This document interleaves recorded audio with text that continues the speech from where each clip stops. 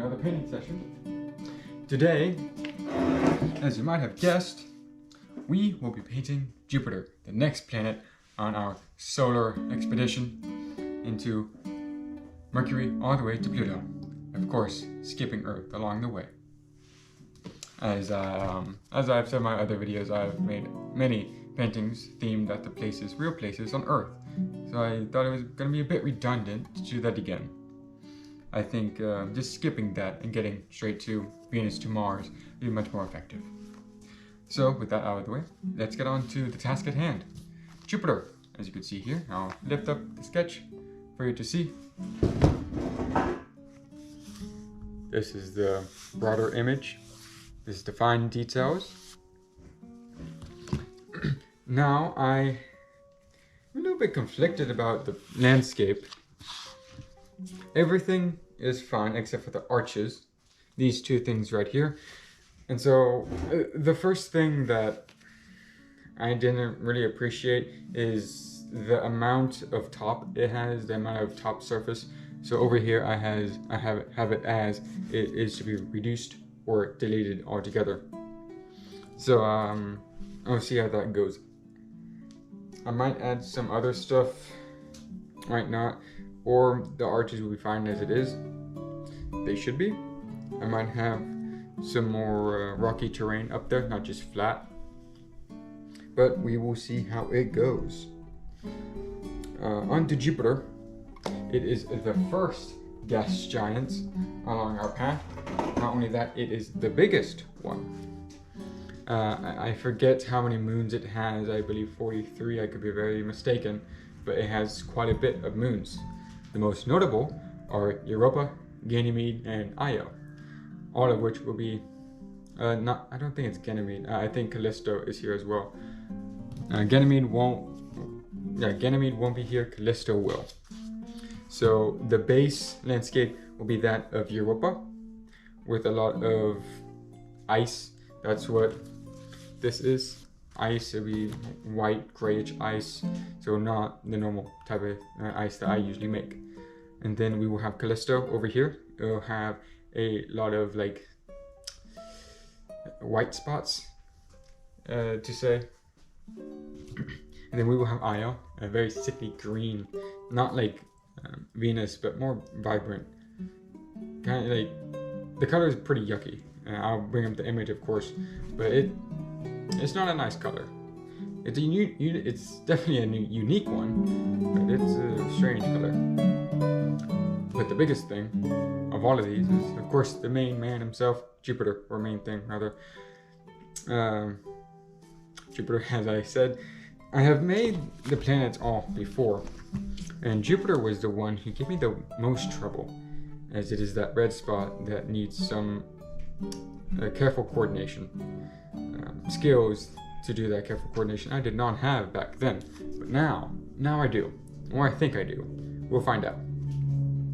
I do have a roadmap of colors here. I'll simply get a piece of newspaper, tighten it up, have like creases and whatnot, lay it down here, stretch over, like a normal gas giant texture I'd usually do. And this roadmap will help me along the way to have sort of patterns, as Jupiter does. It does have lines of color, as I will show over here. It's very strange. I always found it unique how Jupiter especially has these strange lines in it. Very rhythmic and orderly. It probably helps with the gravitation or density perhaps, but very strange, very unique. And hopefully I could replicate that very well into my painting.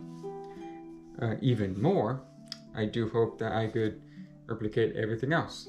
Landscape here, main landscape of Europa, Io, and Callisto. But those arches is going to be the main thing. Think of the material as more like gray marble is what I'm going to use. Like white, gray, what have you, that's what I'm going to use. And very, very white gray for the ice. And more white, more gray for the land itself.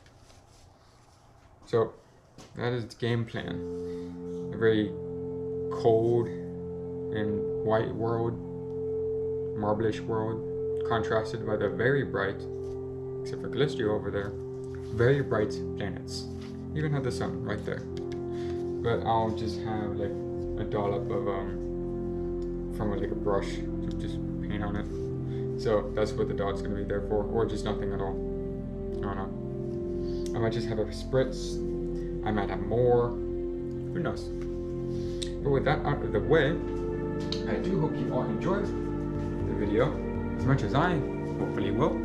And I will see you on the other side when it is all done and over with. Enjoy the time lapse.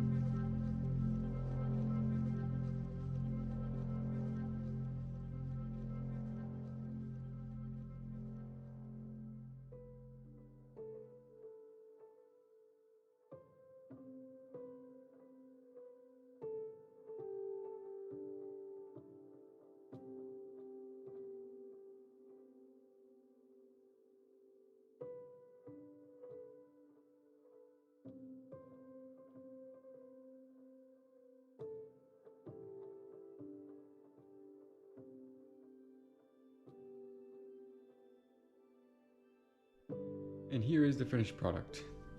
Before I say anything about the specifics about the painting, I'm just going to do this little run by here, just to get all the details so that you all can see before I talk about anything that I am going to show you. Now, I did change a few things from the sketch to the painting, but I think those changes were well warranted.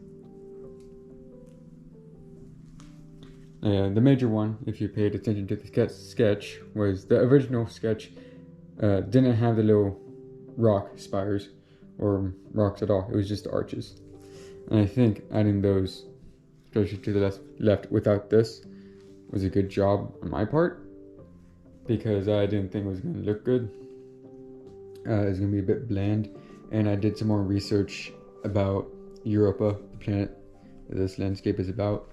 It's more jagged. There's not a lot of arches. This is just creative liberty. But if you look closely at this, there's a fair amount of detail in it, especially on this end. I'm pretty proud about. I think it could have done with some more work, but it's fine. I think it serves its purpose pretty well. Just a small little arch, nothing big.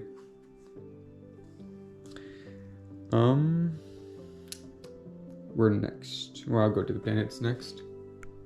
Right here, those small ones. This could have been a bit more textured, but it's alright.